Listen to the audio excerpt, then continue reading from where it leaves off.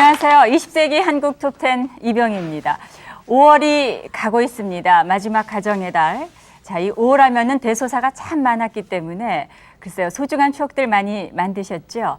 저희 20세기 한국 톱10에서 이 가정의 달과 관련된 주제로 쭉 이어오고 있는데요. 오늘은 가족, 가정, 지난 100년 동안에 어떻게 변해왔을까에 대해서 이야기를 나누려고 합니다.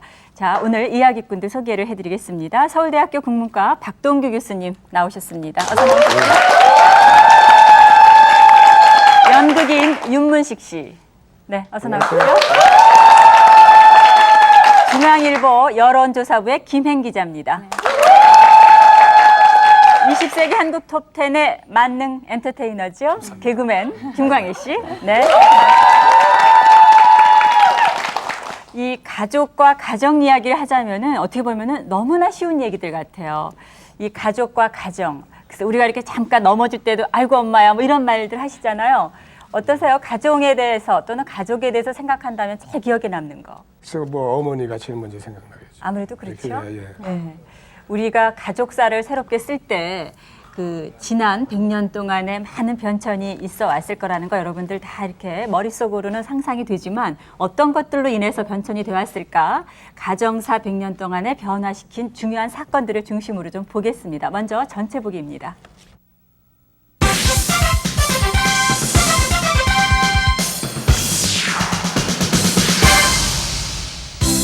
사회를 구성하는 가장 기본적인 집단, 가족.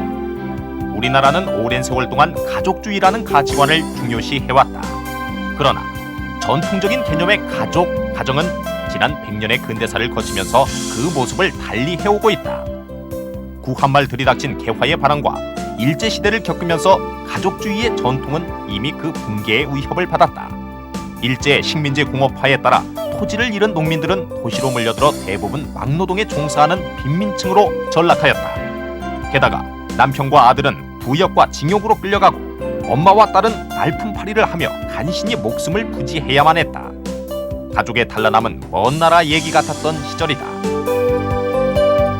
또한 고국에서 살 수 없어 이역만리 해외로 떠나가는 사람들이 늘어나 그 숫자는 식민지 35년간 총 증가 인구의 26%인 327만 명에 달하기도 했다. 이런저런 이유로 뿔뿔이 흩어진 가족은 한국 전쟁으로 인해 또다시 수많은 이산가족과 고아, 난민들이 생겨나면서 가정을 복원하기는커녕 또다시 헤어지는 아픔을 겪어야만 했다. 하지만 전쟁 이후에도 아무리 가난해도 식구는 많고 봐야 한다는 대가족 선호가 여전해서 50년대 각 가정의 모습은 근대 이전의 그것과 큰 차이는 없었다. 이러한 가족주의의 전통이 크게 변화한 것은 1960년대부터 시작된 산업화 도시화 속에서다. 이후 한국의 가족, 가정 문화는 급속한 사회의 흐름과 함께 변화하면서 현재에 이르고 있다. 그렇다면 우리의 가정, 가족 문화는 무슨 이유에서 어떤 모습으로 변화되어 왔을까? 20세기 한국 톱10에서는 대한가정학회를 비롯한 전문 교수진 15명과 함께 지난 100년의 역사 속에서 우리 가정 문화의 변화된 모습이나 변화를 가져온 요인 10가지를 선정했다. 이를 통해 이 시대의 진정한 가족의 의미와 미래의 가정의 모습을 그려보도록 하자. 정말 이제 새롭게 그 가족의 또 가정의 변천사의 의미를 짚어볼 수 있게 될 것 같은데요. 우리가 20세기 한국 톱10을 이렇게 진행하면서 느끼는 것인데 너무나 그 격동의 세월을 살아온 것 같아요. 그 역경의 세월을 이렇게 잘 이끌고 나올 수 있던 것이 역시 우리의 그 가족 간의 끈끈한 정 같은 거 아닐까요? 그렇겠죠. 우리가 가족이라는 것은 우리 생명이 이 세상에 살아가는 최소 단위의 삶의 양식이라 그래서 가족에서부터 출발을 했는데 근대 과정에서는 이제 개화기 이후에 우리가 가족주의가 시족 사회에서부터 가족 사회로 조금 더 좁아 들어왔는데 너무 역사가 많이 변하니까 사람들 사는 것도 변하게 되고 가족의 이산도 오고 이런 현상들이 삶의 양식의 변화가 또 이제 가족의 생활을 달리 만들어 놨다 이런 생각이 듭니다. 지금 그림을 보면서 그런 생각이 더 깊이 듭니다. 그리고 제가 좀 느끼는 거는요. 옛날에 저희들 어렸을 때만 해도 우리 집을 먼저 생각했거든요. 우리라는 말을 많이 썼는데 요즘 아이들은 나 이렇게 하거든요. 그러니까 더불어 살아가는 방법이 자꾸 이렇게 희박해지지 않나. 그래서 조금 안타까워요. 네. 예. 이 가족이라든가 가정의 변화를 일으킨 것 중에 보면은 여러 가지가 있을 수가 있습니다. 하지만 그 중요한 것들은 뭐 순위를 매길 수는 없고요. 어떤 것들이 우리 그 지난 100년 동안의 가정 또는 가족한테 변화를 주었을까 한번 화면을 통해서 하나하나 짚어보겠습니다.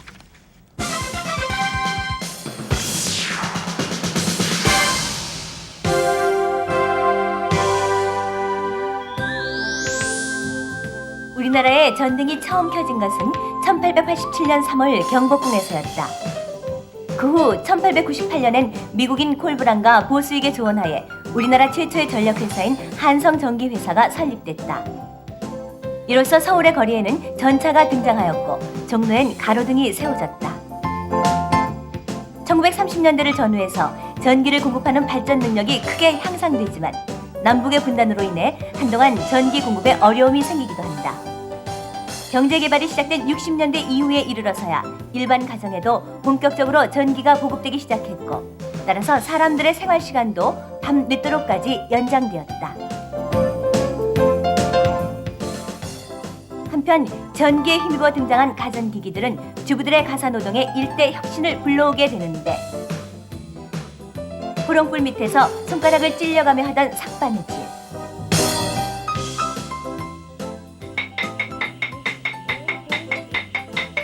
밤새 톡탁톡탁 소리를 내던 다듬이질과 번거롭기 그지없던 숯불 다리미 대신 재봉틀과 전기 다리미가 주부의 손에 쥐어졌다. 또한 아궁이 위에 가마솥은 전기 밥솥으로 바뀌고,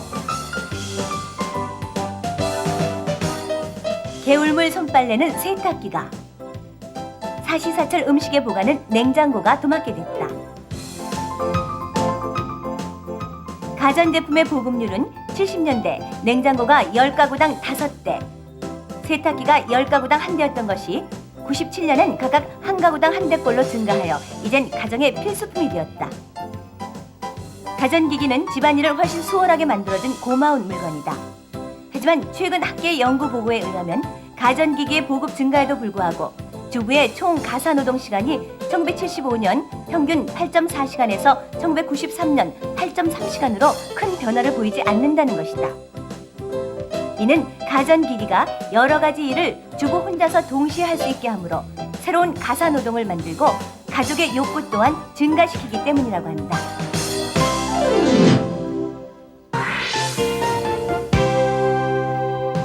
가정 문화를 바꾼 가장 혁신적인 가전기기 텔레비전. 60년대 중반 처음으로 보급된 텔레비전은 사람들의 폭발적인 반응을 불러일으키며 현재에 이르러서는 가정생활 필수품 제1호로 자리하고 있다. 1956년 7월에는 국내 최초의 방송국 HLK 젯이 생기면서 무료 방영을 위한 텔레비전 31대가 처음으로 서울에 등장했다.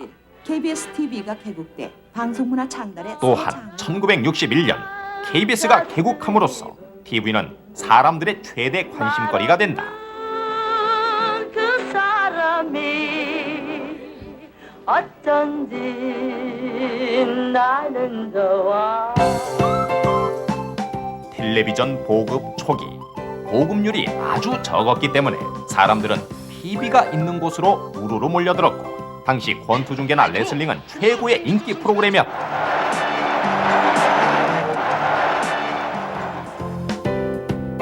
아이들은 아이들대로 만화를 보느라 정신없고, 할아버지, 할머니, 손자, 며느리 할 것 없이 모여 앉아 TV 속 드라마에 열중했다. 찾았다! 아버지! 찾았습니다!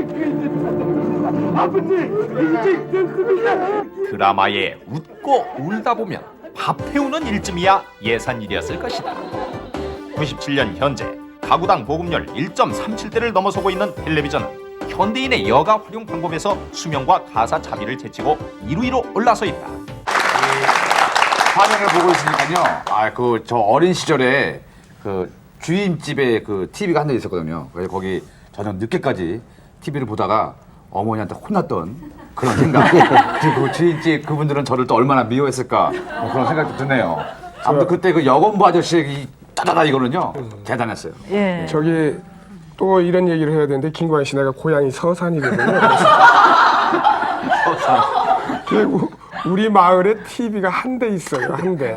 그걸 TV를 본래 안방에다 놓는 게 원칙인데 본래 그 대청에다 놓고 겨울에도 거기에 화로불 놓고 와서 봤던 기억이 나요. 그리고 그 집 아들은 아주 제왕이랑 똑같았어요. 왜냐면 걔한테 잘못 보이면 너 오지 마 하면 거기 못 가거든요. 그러니까 걔한테 굉장히 친절했어야 되고 그래서 옛날서부터 부모 잘 만나는 놈은 어렸을 때부터 참 호강하는구나 이런 생각이 저게 보니까 한 30년 전 예, 이제 불과 얼마 안 된 일이에요. 되는데 예. 그때 저 신혼해가지고 마장동 살 때인데 텔레비전이 없으니까 맨날 다방에 가서 앉아있는데 TV 보시려고요. 보려고 가 예. 있는데 특히 이제 그 곤두시약 같은 거 예. 보러 가면 그런데 그 또 그 앉는 의자가 평면으로 돼 있어서 예. 또 키 큰 사람들이 중간에 끼어 있으면 네. 고개 숙이라고 그러고 욕을 하고 그러다가 보면 화면에 곤투가 벌어지는 게 아니라 그래 이제 다방에서 벌어지고 그래 또 그 싸움 붙으면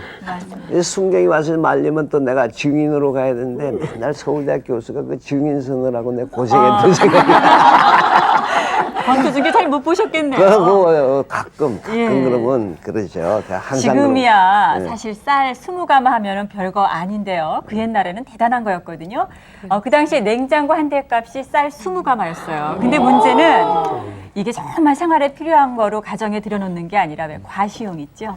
전시용 좀 있다는 분들이 그냥 앞다퉈서 뭔가 보여주기 위해서 최근 어떤 조사에 보니까 가장 그 듣고 싶은 소리, 우리가 소리에 대한 기억도 상당히 중요하지 않습니까? 그랬더니 1위가 다듬이 소리라고 나왔대요. 세탁기가 생긴 대신에 정말 이제 다듬이 소리 듣기는 어려워진 것 같아요. 특히나 그 달밤에 듣는 다듬이 소리는 예.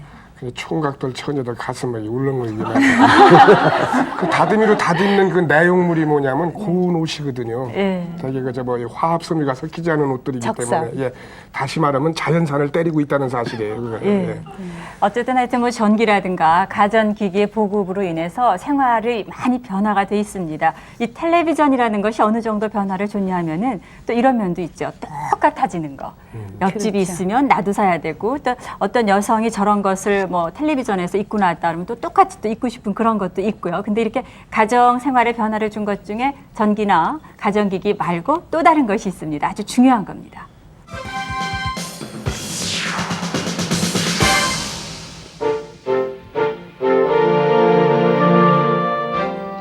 우리나라에 상수도 시설이 처음 설치된 것은 1884년 1월 부산에서다. 당시 부산에 머물던 일본 거류민단이 식수를 해결하기 위해 자신들의 거주 지역에 설치한 것이다. 서울에서는 1903년 2월 일본인들에 의해 을지로, 퇴계로, 남산 등과 필동 일대에 사는 일본 거류민단의 전용 급수시설이 설치됐다. 이후 1910년까지 서울, 인천, 목포, 부산, 평양 등 5개 도시의 수도시설이 갖춰진다. 하지만 상수도 시설의 혜택을 받지 못하던 대다수의 조선인들은 여전히 강물이나 개울물, 마을의 공동물을 사용하였고 여자아이들은 10살만 넘으면 물동이를 이고 물을 날라야 했다. 그때까지만 해도 서울에서는 곳곳에 물을 져다 파는 물장수들의 활약상을 볼 수 있었다.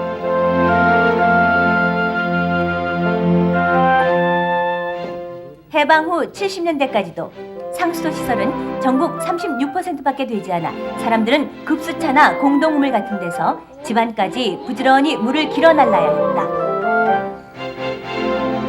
하나 둘 아이고 빨리 가야지. 아이고. 물을 길어 나르는 데는 어른, 아이, 남자, 여자가 따로 없었다. 우물의 바닥까지 팍팍 긁어서라도 물통을 채웠고 물 받으러 갔다가 헛탕치는 날이면 맥이 풀려 돌아오곤 했다. 급수차가 마을에 오는 날이면 새벽부터 나와 물통을 늘어놓는다. 조금이라도 먼저, 조금이라도 많이 물을 받아가기 위한 전쟁이었던 것이다.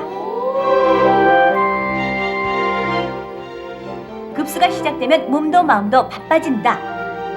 아니 아줌마 그건 내 물통이잖아요. 아이고 무슨 소리야. 내가 먼저 와서 갖다 놓은 거라고.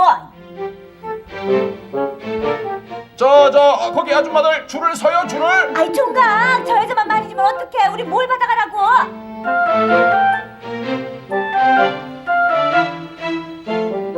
문씨가 엄마 물 받아간다에. 이런 상황이었으니 당시에는 우물을 파자고 대대적으로 권장하기까지 했던 것이다. 현재 수도 보급률은 전국 84.5%. 서울시 하루 사용량만 올림픽 수영장 1115개를 채울 수 있는 430만 톤에 이른다.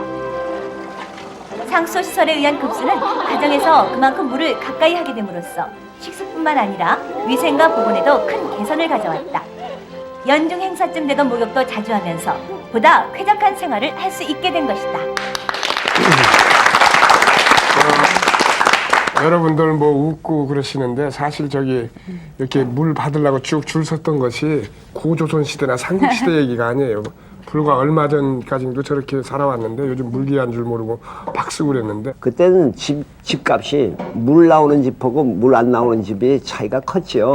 그런데 이제 물 나오는 집이 아니라 산 꼭대기 산동네다가 아버님이 그냥 이사를 가가지고 중3 때는 내가 좀 물찌개 지느라고 어머, 기체경에 물찌개 주셨어요? 물찌개 지는데 예. 그러면 게 중심 잡기도 어렵고 예. 또 그게 올라가다 보면 이제 미끄러지기도 하고 물이 예. 반 통밖에 없이 가져갈 때도 있는데 그래 이제 지고 나면 여기에 뻘겋게 부어오르거든요. 그렇죠. 그래 이제 체육 시간에 우리 학교 가서 이제 체육 시간에 우통 벗고 하면 이제 러닝샷만 입으니까 뻘건 걸 보고 아이들이 자꾸 물어요. 너 왜 그렇게 뻘거냐? 그러면 내가 바보입니까? 물찌개 졌다는 얘기를 절대 안 하죠. 창피해서. 그래서 그게 체육 시간이 제일 싫더라고요. 그 정도로 물이 귀하고 우리 생활에 있는데 나 어렸을 때 우리 어머님한테 들은 얘기인데 가정에 상비 저 물품이 있습니다. 그게 뭐냐면 물 한 동이하고 쌀 한 대박은 꼭 있어야 된다. 이렇게 말씀하신 거 제 기억이 나는 거예요. 예전에 우리 그 드라마나 영화 같은 그런 화면을 보면 이 설거지하면 무슨 졸졸 흐르는 개울가에서 하고 빨래하면 아줌마들 다 모여가지고 또 무슨 뭐 강가에서 하고. 근데 요즘에 이 수돗물이 많이 공급돼서 많이 변화된 건 이 집 안에서 뭐 먹고 쓰고 자고 하는 걸 다 같이 할 수 있다는 자체 그게 많이 변한 거예요. 그 빨래터 문화, 그렇죠. 빨래터에서 이제 주부들이 모여서 뭐 여러 가지 일상사를 얘기하면서 수다로 풀었던 것도 스트레스 해소하는 방법 중에 하나인 것 같아요. 마을의 소식들도 다 예. 전하고. 수다 풀 데가 없어. 개울가에서 풀고. 아니 지금 사실은 주부들이 아파트 문화에 익숙해지면서 대화가 상당히 단절돼 단절돼, 있어요. 예. 그리고 애경사 같은 거 전할 때 요즘은 왜 그 컴퓨터에서 리스트 쫙 뽑아서 애경사 전하지 않습니까? 근데 과거에야 뭐 그러지 않아도 다 소문이 동네방네 나서 애경사를 같이 치르고 예. 그랬었죠. 이 빨래 털어놓은 데가 그냥 빨래만 하는 데가 아니고 지금으로 얘기하면 방송국도 됐다. 루머의 발생지도 맞습니다. 되고 예. 한 사람 바보 만드는 장소도 되고 예. 또 이렇게 빨래하면서 되게 그때는 방망이질을 했거든요. 그때는 미운 사람 패기도 하고 그래가지고 빨래터 문화가 우리나라에서는 참 묘한 곳이에요, 거기에. 예. 우리가 이제 상수도 보급이 이렇게 가정 생활에 많은 변화를 줬습니다. 자, 그러면은 이 주거 생활에도 또 다른 변화가 생겼거든요. 그래서 가정 생활이 많이 변했는데 어떤 것인지 한번 또 보십시오.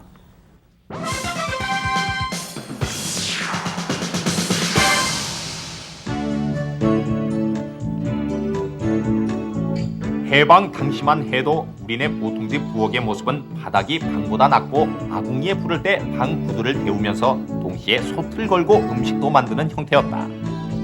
부엌은 난방과 음식 만드는 일을 모두 맡았으므로 안방에 꼭 붙어 있어야 했다. 그때까지만 해도 부엌은 주부만이 출입하는 곳으로 가사일이 집중되던 공간이었다. 60년대 산업화와 함께 등장한 입식 부엌에서는 장작 아궁이가 연탄으로 대체된다. 하지만 부엌은 여전히 연탄 아궁이 하나로 난방과 취사를 동시에 해결했으며 재래식 부엌의 모습에서 크게 달라지지 않았다. 이후 보일러의 등장과 연료의 다양화로 취사와 난방이 분리되기 시작했다. 과거에는 어떤 정해진 어떤 관습 그런 거에 의해서 주택의 공간들이 이제 배치가 되는데 현재는 어떤 기능 추구, 특히 이제 그 어떤 그 주거에서 기능이라고 한다면 어떤 가사 작업의 편리성이 가장 대표적이거든요. 그 부엌이 작업 공간이 아니라 또 아까 말한 것처럼 생활 공간으로 도입이 됐다 이렇게 볼 수가 있죠. 그래서 이제 주부뿐만 아니라 다른 그 가족들도 남편이나 자녀들도 같이 가사 작업을 도와줄 수 있는 그런 풍토도 만들어졌다고 볼 수가 있을 것 같아요. 부엌에서 주방으로의 변화는 주부의 가사노동 공간이 온 가족이 함께 식사를 나누는 열린 공간으로 변하면서 가족 구성원의 생활을 바꿔놓은 것이다. 처갓집과 뒷간은 멀수록 좋다. 냄새나고 더러운 공간이던 우리의 화장실 문화는 되도록 본체와는 먼 곳에 화장실을 만들도록 했다. 이는 도시나 시골이나 마찬가지였는데 이때만 해도 화장실 치우기는 매달 정기적으로 해야 하는 가사일이었다. 이러한 화장실이 집안으로 들어오게 된 것은 굉장한 변화인 것이다. 상수도가 보급되면서 가능해진 수세식 화장실의 도입은 비위생적이던 화장실을 욕실로 정착시켰고 집안의 그 어느 곳보다 위생적이며 편안한 휴식 공간으로 변화시켰다.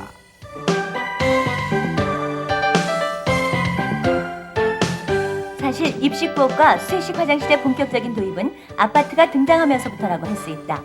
우리나라 아파트 효시는 1956년의 행천 아파트이며 본격적인 서구식 아파트의 등장은 1962년 우리나라 최초의 대규모 아파트 단지인 마포 아파트가 지어지면서부터다. 주택난 해결을 위해 대량으로 공급되기 시작한 아파트는 우리의 주거 공간뿐 아니라 생활 방식에까지 큰 변화를 가져오게 한다. 초기 마포 아파트의 구조를 보면 욕실에 좌식 변기와 세면대, 욕조가 갖춰졌지만 온수는 나오지 않았으며 부엌도 여전히 바닥이 방보다 낮고 개별 난방식 연탄 보일러를 설치하는 등 많은 부분이 개선되지 못한 형태였다. 아파트라는 것 자체가 이제 서구식 주거 유형이었고요. 서구식이라고 하는 것은 이제 핵가족 중심화된 가족 유형이었죠. 결과적으로 아파트에서는 핵가족만이 살 수밖에 없어지는 그런 결과고, 그게 이제 사회 핵가족화도 촉진했다, 이렇게 볼 수 있을 것 같아요. 70년 전체 주택 유형 중에 0.8%밖에 안 되던 아파트는 95년 37.5%로 증가, 대표적인 주택 유형으로 자리 잡고 있다. 아니, 옛날 주거 형태가 나왔습니다마는 19공탄 연탄 갈아보신 적 있으신지 모르겠어요. 수없이 많죠. 자다가 그 많죠. 꺼트리면 또 야단 맞고 당번 그랬죠. 맞기도 네. 대단히 맞아요. 그 어머니나 아버님이 자다가 그 연탄 꺼트려 놓으면 그 애들 축구하면 내가 형이라서 맨날 내가 야단 맞고 했어요. 예. 근데 연탄은 깨져도 괜찮아요. 가서 바꿔주기 때문에. 불 꺼지면은 안 되죠. 네, 그건 안 근데 되죠. 참 주거 형태가 많이 바뀐 것이, 예전에는 그 안방이라는데 요만한 구멍이 있었습니다. 그래가지고 이제 부엌이 이렇게 뺑 돌아 나가야 되니까 그 안으로 다 음식을 날리기도 했고요. 그렇죠. 또 부엌이 좀 낮다 보니까 그 부엌 위는 다락이 됐었거든요. 그 기억하시는지 모르겠어요. 다락만의 문화가 있었어요. 네, 다락이 저는 들어가서 거기 올라가가지고 숨바꼭질도 하고 좀 책도 읽고 그런 시절이 있었는데 주거 환경이 많이 변한 거예요. 안방이 또 제1위 아닐까. 그래. 저기도 요새 빼놓을 수 없을 것 같아요. 일단 이제 부엌, 그것이 이제 주방 개념으로 바뀌면서 거실하고 평평하게 되지 않았습니까?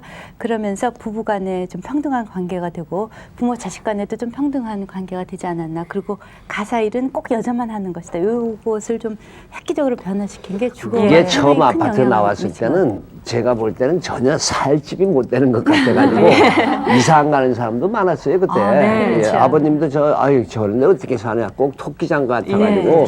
그게 이제 아파트가 좋은 점도 있는데 삶을 규격화 시켜가지고 그 동선도 똑같고 살아가는 모양도 똑같이 만들어주고, 그래서 또 각 방이 열쇠가 잘 잠겨지는 독립적인 방으로 이렇게 구분이 돼 있어가지고 어쩌다 보면 가족끼리 대화가 옛날같이 아무나 문 열고 확 들어오는 그런 재래식 집이 아닌 것 같은 느낌이 들 때도 있습니다. 예. 저기 아까 보니까 그 화장실 나오는데 사실은 저희 어렸을 때만 해도 이렇게 볼일을 보고 이렇게 재로 이렇게 해가지고 옆으로 이렇게 던져놓고 그런 적이 있었거든요.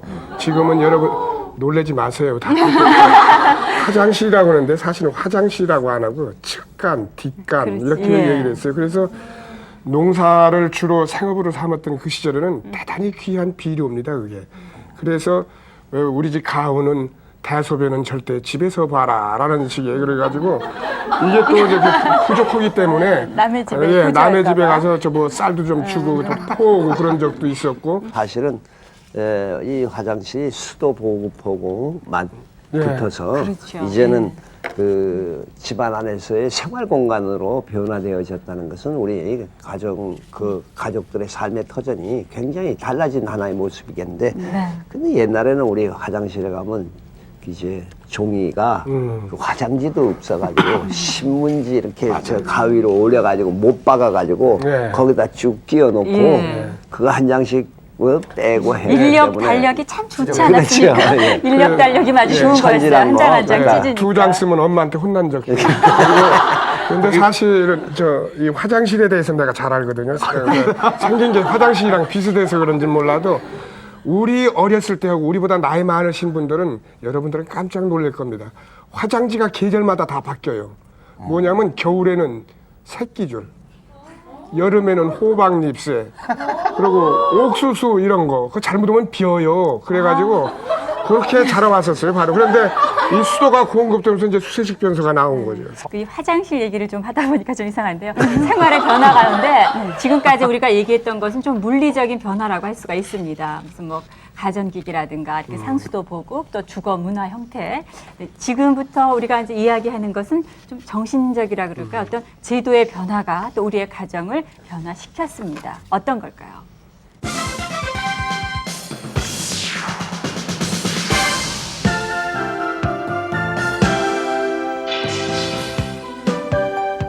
농경 사회에 그 뿌리를 두고 있는 우리는 다출산을 미덕으로 삼는 사회였다. 하지만 산업화에 박차를 가하던 60년대 초 인구 증가율 3%를 보이며 인구 문제가 제기되기 시작했다. 인구 문제에 대한 심각성에 대해서 상당한 인식이 확산됐다. 정부에서 가족계획을 경제개발 정책을 위해서 도입해야 되겠다는 그런 의지가 굉장히 강했다.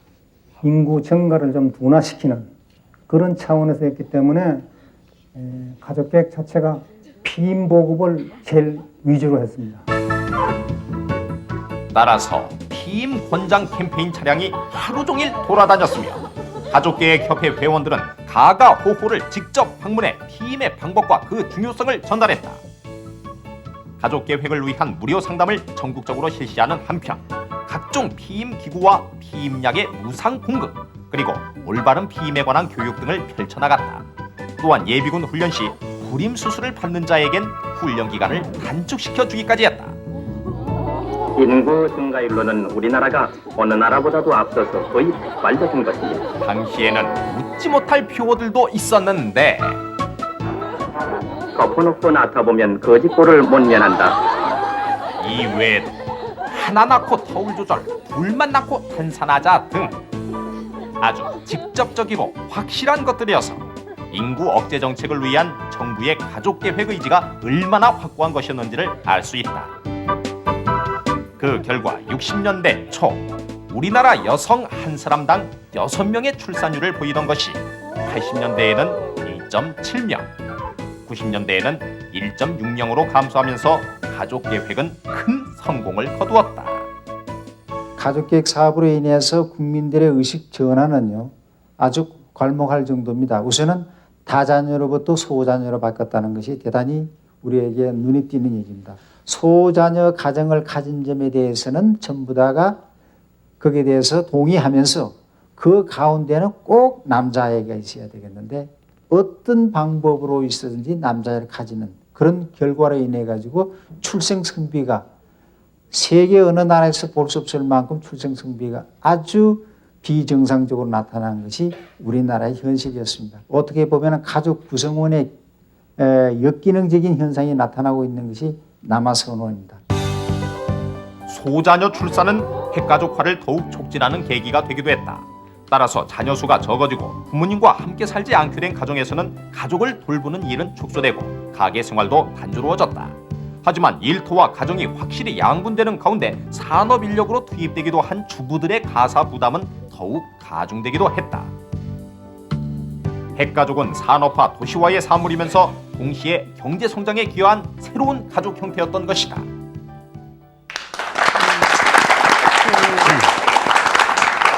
베이비붐 세대 뭐 이렇게 얘기하지 않습니까? 50년대 그 한국 전쟁 직후 그때 이제 베이비들을 많이 이제 낳으려고 했었고 또 70년대 초반에 산업화가 막 시작되면서 경제의 성장과 교육을 같이 해서 이제 아이를 많이 낳았던 시절이 있었던 반면에 80년대 들어서면서부터 이제 가족 계획이 성공하고 그러면서 되게 한 자녀, 두 자녀 이렇게 되는 것 같아요. 그러다 보니까 작년에는 고등학교 입학 정원 학생이 미달하는 이러한 초유의 사태까지 벌어졌는데 21세기에 우리 인구 정책이 좀 많이 바뀔 것 같아요. 그 마련에서. 쉽게 보면은 저희 뭐 가족사가 되겠습니다만은 친정아버님은 7남매시고요. 또 저희 시아버님은 9남매거든요. 근데 그 뒤에 이제 3남매씩 낳다가 하나 둘 낳는 거 이렇게 벌써 볼 수가 있어요. 가족 안에서의 그 변화를. 근데 가족 계획은 성공을 했는지 모르겠습니다. 이 남아선호 사상에 대해서는 꼭 좀 짚고 넘어가고 싶어요. 얼마 전에 한국성문화연구소에서 조사한 바에 따르면 기혼 남녀조차도 71.2%가 아들은 꼭 있어야 된다 이렇게 답했다고 해요.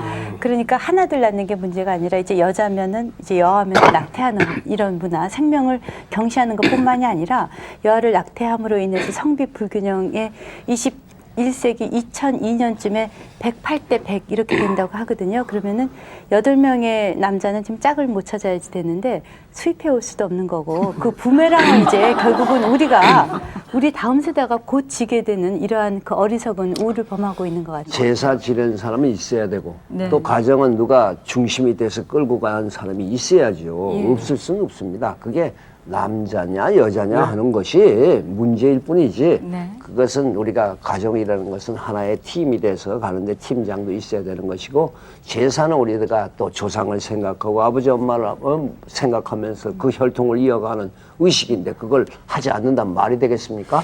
그런 것을 우리가 가지고 있는 아름다운 것이죠. 의식의 문제인데요. 지금보다 훨씬 더 전에 그 조선시대도 그 외손봉사라는 말이 있는 거 보면 그 딸들이 다 조상을 바칠 수도 있었고 그랬던 거예요. 여기 저 가족계획 재밌는 게 있는데 60년대는 3335예요. 뭔지 모르죠? 셋만 나서 3년 토를 해서 35세 단산해라. 그리고 70년대는 그 둘 만나서 잘 기르자. 그 80년대는 둘도 많다 이렇게 된 거예요. 그런데 그 가족 계획은 대단히 성공한 거로 알고 있는 그렇죠. 거죠. 전 세계에서 유례 없는 나라로 지목되고 있죠. 지금 이 가족 얘기를 하고 있는데 제가 자료를 하나 준비를 했는데 그게 뭐냐면 이 50년대 이후부터 지금까지 가족이 어떻게 변화가 되고 있는지 그 영화를 이렇게 담아봤습니다. 그래서 여러분들 함께 한번 보시겠습니다. 자, 제가 보고 있는 이 작품은요. 1960년대 우리의 가정의 모습을 사실 그대로 그려낸 작품 박서방이라는 영화입니다. 가족, 이 때로는 우리들에게 든든한 울타리가 될 수 있지만 때로는 강한 구속도 하지요. 지난 100년간의 세월을 겪으면서 우리의 가족의 모습도 많이 변했습니다. 시대를 반영하는 우리 영화를 보면서 우리의 가족의 모습을 어떻게 그렸는지 저와 함께 보시겠습니다.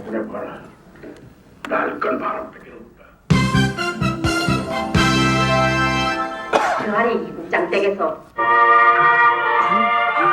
박서방은 그 연탄 아궁이 수리를 하고 있는 고지식하고 순박한 서민 가정입니다. 아버지, 소문은 듣자니까 재천이가 영순이 때문에 문제를 배운다는데.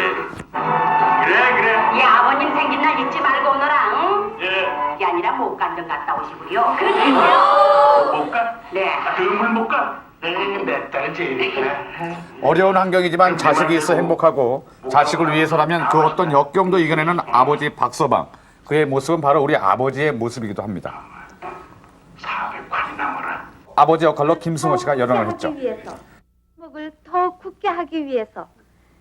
자, 50년대식 가족 해체를 다룬 영화 자유부위. 노터치예요. 노터치? 네. 침범하지 말라는 의미예요. 그런 이름을 누가 지었지? 누가 지었다고 생각하세요? 자, 가정에 있는 교수는 제자와 바람을 피고 그의 부인은 이에 질사라 어느 제비와 눈이 맞아 춤바람이 납니다. 슬로우 슬로우 퀵퀵 슬로우 슬로우 퀵퀵. 자, 갑자기 밀려들어온 서구 문화의 정신을 잃고 막 나가던 지식인 부부가 결국 가정의 소중함을 깨닫고 제자리로 돌아온다는 내용입니다. 자, 50년대 당시의 가족의 위기감을 보여준 영화입니다. 자, 70년대로 가볼까요? 자, 유연목 감독의 장마. 전쟁으로 인한 가족의 갈등과 화해를 다룬 영화입니다. 빨치산과 국군이라는 극단적인 대립을 가족이 어떻게 극복해가는가를 보여주는 것입니다. 아이고 대학생이 되더니 즐겁기가 뻔하네요. 너무 서봐. 이제는 팔죽지에 붉은 완장거정하고 눈알이 뻘게 갖고 나다니니 말이다. 자, 정답은 끈끈한 혈육. 가족이기 때문에 용서하고 화해하게 되는 것입니다. 들어가 숨쉬어이 누가 보면 큰일인데. 이것이 있으니까 염려 없으나. 너희들 이렇게 80년대 가족 영화의 대표작 장남은 산업화로 먹는 가족의 이야기를 하고 있습니다.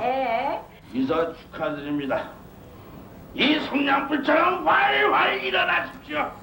버릇없는 둘째의 행동에 장남의 눈빛이 예사롭지 않습니다. 결국 그 형제 간의 싸움이 나고 영화마다 등장하는 모친 황정순의 속은 시커멓게 타 들어갑니다. 어머니가 어떻게 됐다고? 그러던 어느 날 갑작스러운 모친의 죽음 앞에 자식들은 숙연해지고 효를 다하지 못한 장남은 어머니 간이에 절규를 합니다.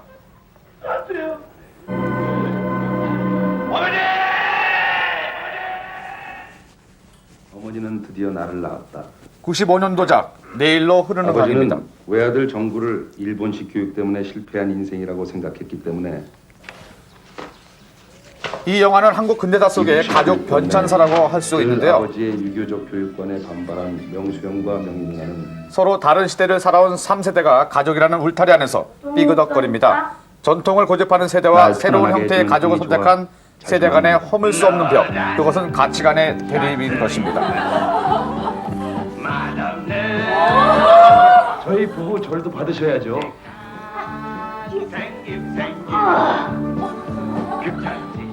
우리 영화에서 나타나는 가족은 역시 나를 지켜줄 수 있는 공간이죠. 서로 어떤 공동체적인 운명을 나눌 수 있는 그런 식의 공간이 되겠고, 앞으로 영화들은 이게 붕괴되고 무너지는 과정이 아니라 그것을 어떻게 복원할 수 있을 것이며, 또 지금의 어떤 맞는 모양들은 무엇인가에 대한 어떤 고민이나 성찰들을 하지 않을까 이런 생각을 하면서 그런 영화들을 잘 그려낼 수 있다고 하면 결국 오늘의 우리의 모습들을 그 영화를 통해서 볼 수 있지 않을까 이런 기대를 해볼 수도 있죠.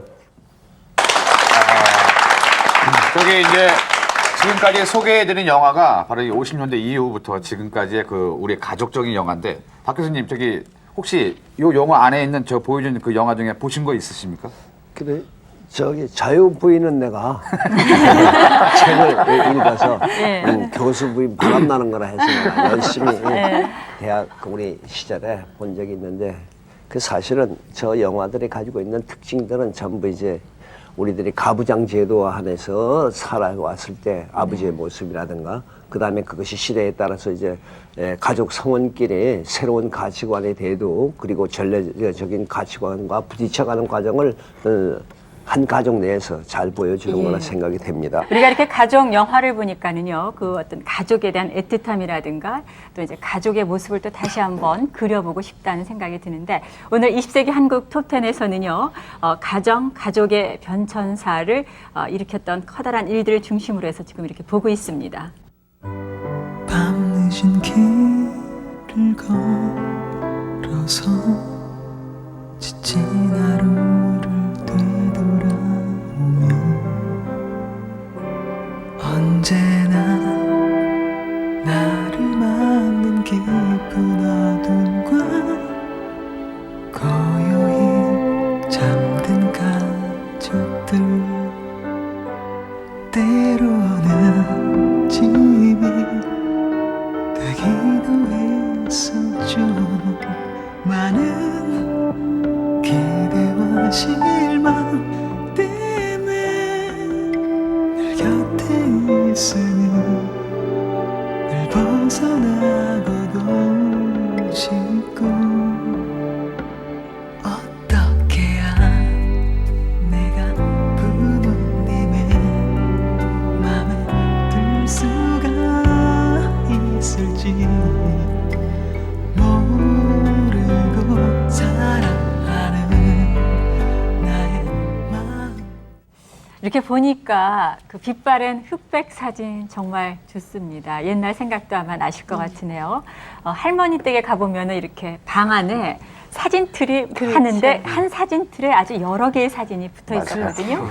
기억나시죠? 예, 우리 전 할머니 집에 가면 대청에 네. 이렇게 해서 그게 일종의 가족 그 공동체의 상징물처럼 역사. 예. 예. 그래서 내가 우리 아이 100일 때 찍어서 했더니 거기 갔었다고 할머니 왜 저기다가 저 애 빨간버섯을 붙여놨어요? 그러면 할머니가 야 이놈아 저것들 때문에 내가 살지. 그렇죠. 이런 예. 공동체적인 요소를 가지고 있는 것이죠. 네, 우리가 이제 다시 또 가정, 또 가족의 어떤 변천에 어떤 것들이 영향을 끼쳤는지 그 또 순위 속으로 한번 들어가 보도록 하겠습니다.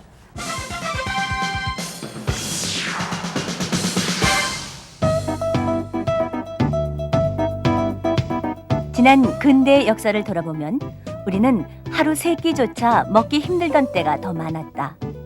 꿀꿀이죽 한 그릇도 감지덕지해야 했고 외식이란 건 상상할 수조차 없을 정도로 배골던 시절이 있었던 것이다. 하지만 경제 성장에 힘입어 소득이 증가하고 또 여성의 사회적 활동이 증가함에 따라 간편한 식생활을 추구하는 경향이 늘어났다. 따라서 외식 문화도 급속히 성장하여 1966년 8만 3천여 개 정도였던 외식업체 수가 현재는 50만 개에 이르고 있다. 한편 도시의 한 가구당 식료품비 중 외식비가 차지하는 비율을 보면 1963년 2.1%에서 98년 33.6%로 꾸준히 증가해오고 있다. 우리가 즐겨 먹는 외식 1호는 무엇일까? 자장면만큼 남녀노소를 막론하고 모든 사람에게 사랑받는 품목은 없을 것이다. 왜 자장면일까? 해방 이후 사회국리를 마련하고자 했던 화교들에 의해 한국인의 입맛에 맞게 개량된 자장면은 오랜 세월 동안 저렴한 가격으로 그 경쟁력을 이어왔다.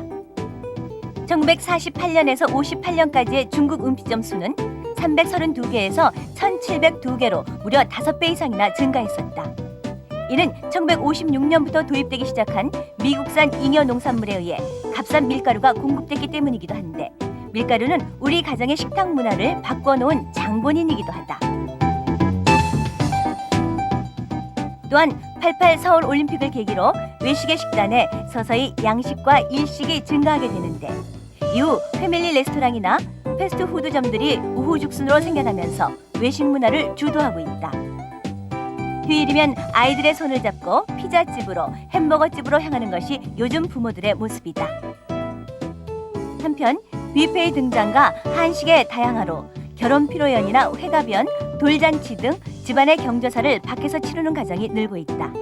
이제 외식은 특별한 행사가 아니고 언제 어느 때고 온 가족이 즐길 수 있는 식생활의 한 패턴으로 자리한 것이다.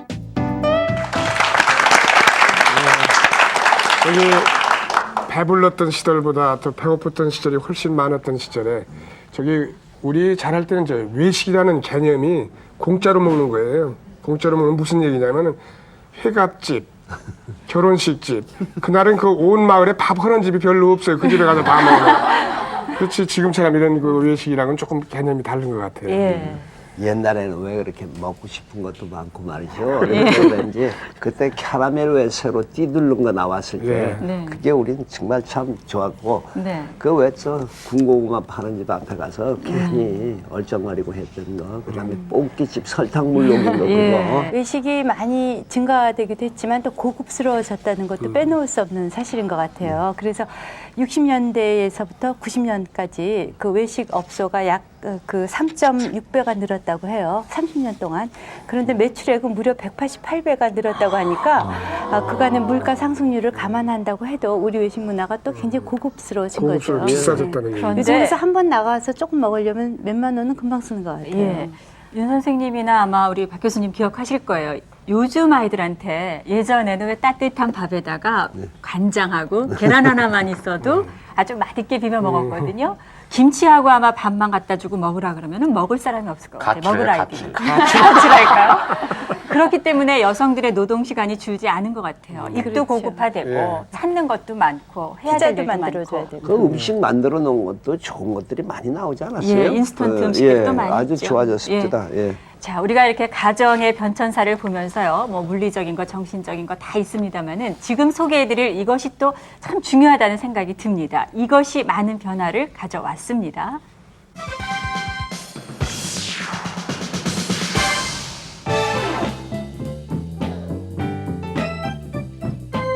농경 사회에서는 가정이라는 삶의 울타리 속에서 일과 가족이 모두 하나였다. 남자 여자 할 것 없이 농사일에 매달려 있어야 했기 때문일 것이다. 그러던 것이 산업화가 가속되면서 일터는 가정과 분리되었다. 남편은 직장에, 아내는 집안에라는 공식이 성립된 것이다. 따라서 가정은 일터에서 일하고 돌아오는 남편에게는 편안한 안식처로, 아내에게는 안식처를 만들어내야 할 의무가 있는 아내의 일터로 변하게 됐다. 하지만 급속한 산업화는 한편으로 여성의 인력을 필요로 했기 때문에 여성의 취업은 63년 34.8%에서 97년 41%를 보이며 계속해서 증가해 오고 있다. 따라서 가사일은 전적으로 여성의 일이라는 고정관념 하에서 직업이 있는 기혼 여성의 경우 현모양처와 직장인 사이에서 슈퍼우먼이기를 강요받기도 한다. 그럼에도 불구하고 여성의 취업률이 계속해서 증가하는 것은 자신의 능력을 개발, 활용하고자 하는 의식이 싹트면서 더욱 가능해졌다고 할 수 있다. 그래서 이런 사회 참여가 가정의 어떤 내적인 또는 그 외적인 그 변화를 일으켰는데요. 내적으로는 우리가 사회 활동을 원활히 하기 위해서 가족의 수가 감소할 수밖에 없었습니다. 즉 자녀 수가 감소하고 또 핵가족이 늘어나고 또 한편으로는 과거에는 왜 그 대를 잇는 아들 중심 사회에서 부자 관계가 굉장히 중요했죠. 그러나 요즘 들어서는 부부 중심의 그런 사회를 변화해 갑니다. 여성의 사회 참여 증가와 함께 찾아온 가정 내의 또 다른 변화를 든다면 절대적이던 부권이 축소됐다는 점이다. 남자는 바깥일, 여자는 집안일이라는 전통적인 성 역할이 무너지고 있는 것이다. 남편이 아내의 가사 분담 요구를 묵살해 가정 불화가 시작됐다면 남편이 아내의 가사 소홀을 문제 삼아 이혼을 청구할 수 없다는 판례까지 나오고 있는 실정이다. 더욱이 IMF 이후 정리해고와 명예퇴직이 가세해 아버지의 위상은 더욱 흔들리기도 했다. 여기저기서 아버지의 권위를 되찾자는 목소리도 높아졌으며 축소된 아버지 상에 대한 이러한 위기의식은 한때 간 큰 남자, 고개 숙인 남자 등의 시리즈를 유행시키기도 했다.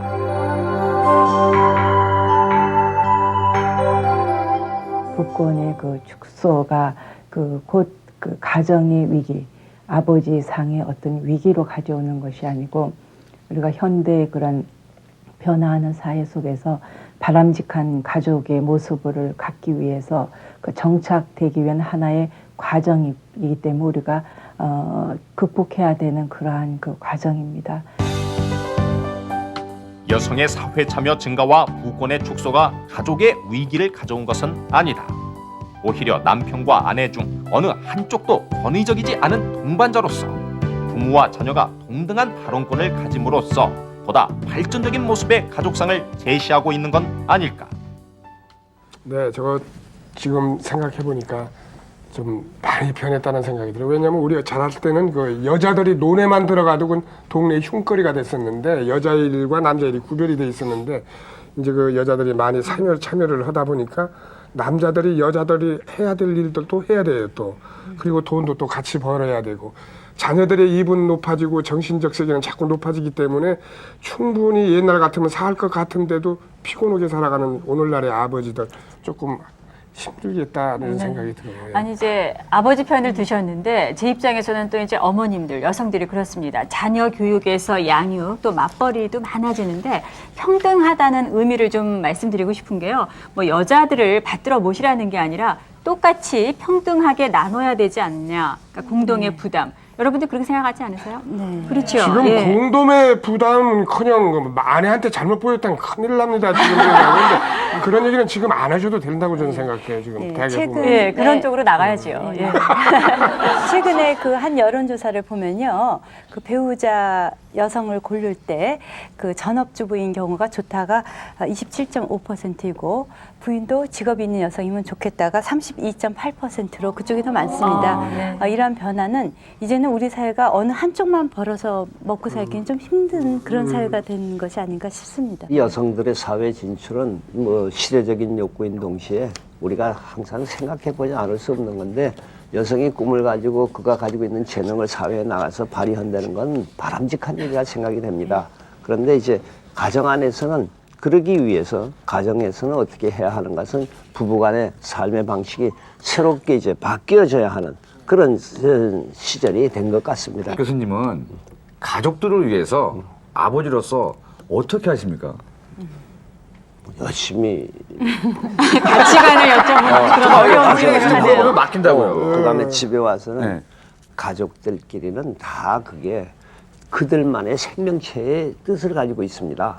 그래서 같이 살기 위해서는 그들과 함께 그 자기들이 살아보고 싶어하는 삶을 서로 의논해 나가는 그 상의 과정이 제일 중요한 일이라 그런 생각을 합니다. 그럼 바람직한 아버지 상은 어떤 상일까요? 아버지 상은 가서 마누라 그 그릇 닦는데 뒤에 서서 행주 들어주는 게 바람직한 아버지 상이라기보다는 마누라와 둘이서 누가 더 힘든가를 물어보고 힘든 일은 서로 하겠다고 들어줄 수 있는 사람이 되는 게 그게 더 중요하다고 그럼 생각합니다. 저같이 살면 좋은 아버지 상이네요. 서산 가봐야 알겠네요. 자, 우리가 지금까지요, 이렇게 뭐, 가정 생활에 변천에 영향을 끼친 것들이 전기라든가 상수도 보급이라든가 가전기기, 또 어떤 제도적인 면에서는 가족 계획도 있었죠. 또 국권의 축소, 여성들의 사회 진출 뭐 등등 많이 봤습니다. 이제 한 가지가 남았는데요. 지금부터 이제 보실 것은요, 여러분들이 조금 좀 진지하게 가족의 의미라는 것이 무엇일까 하는 생각을 좀 가지고 봐주셨으면 합니다.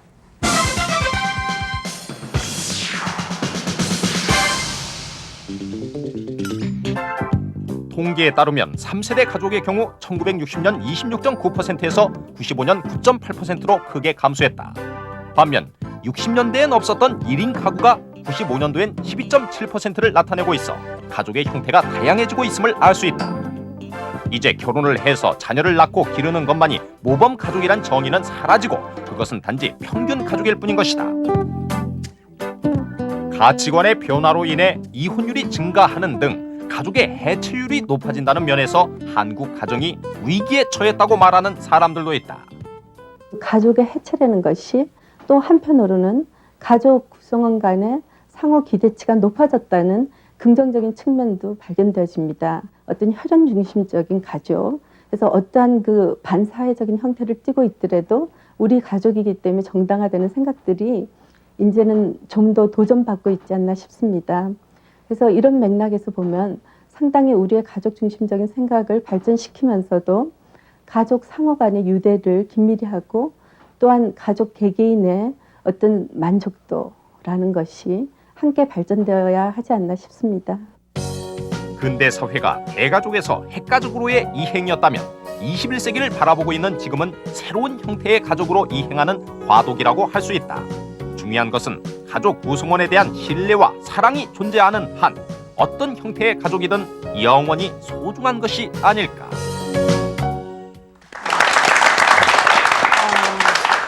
사실 그 21세기를 앞두고 우리 전통적인 가족상은 상당히 급격히 해체되고 있는 과정이라고 봅니다. 그래서 편부모 가정도 있고 미혼모 가정도 있고 입양아 가정도 있고 또 재혼 가정, 뭐 공동체 가정, 이래서 이제 과거에는 피와 살을 나눈 사람들만 식구가 되지 않았습니까?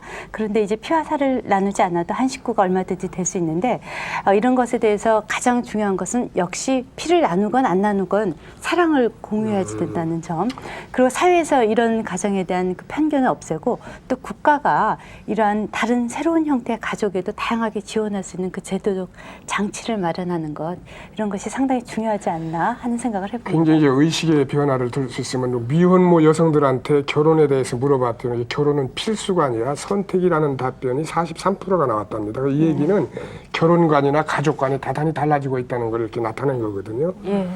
그러면은 가족의 어떤 가치관을 어떻게 정의 내릴 수 있을까요? 세월이 1000년이 가고 10,000년이 가도 우리 가족은 가족입니다. 그러면 이것을 지탱해가는 사회 변화에 어떻게 적응해가는가가 바로 가족관 혹은 가치관의 변화를 낳게 하는 것인데, 그 속에는 기본적으로 들어있어야 될 것이 생명 존엄의 사상이 그 속에 들어있어서 서로 간에 존재해 있어야 할 인물로 인정해 주는 것이 첫 번째 필요하고, 그 인정은 바로 사랑과 용서와 화해라는 인간이 바라는 모든 덕목이 한 집안 안에 모이도록 해가는 것이 중요하리라 생각이 됩니다. 우리는 지금 우리 가족이 사회의 변화에 끌려다니는 그런 가정이 되기 때문에 문제가 생기는 거라 생각이 됩니다. 우리 자신이 인간으로서의 사랑과 존엄과 화해의 그 덕목들을 가정 안에서 실현해 나가서 밖으로 내쏘는 그런 형태로 신가족주의가 발전해 나가기를 바라는 겁니다. 예. 오늘 우리가 지난 100년 동안 가정의 그 변화를 봤습니다. 어떤 분들은 이 가족이 해체되는 것이 아니냐 하고 걱정을 하시는데요. 사실은 신가족주의의 어떤 가치관이 확립되는 그런 과도기가 아닌가 하는 생각을 해봅니다. 오늘 밤에요. 가족이 무엇인지, 가족한테 나는 어떤 모습인지, 또 앞으로의 우리의 가정은 어떻게 돼야 할지 하는 생각을 해보는 그런 밤이 됐으면 하면서 20세기 한국 톱10 여기서 마치겠습니다. 함께해 주셔서 고맙습니다.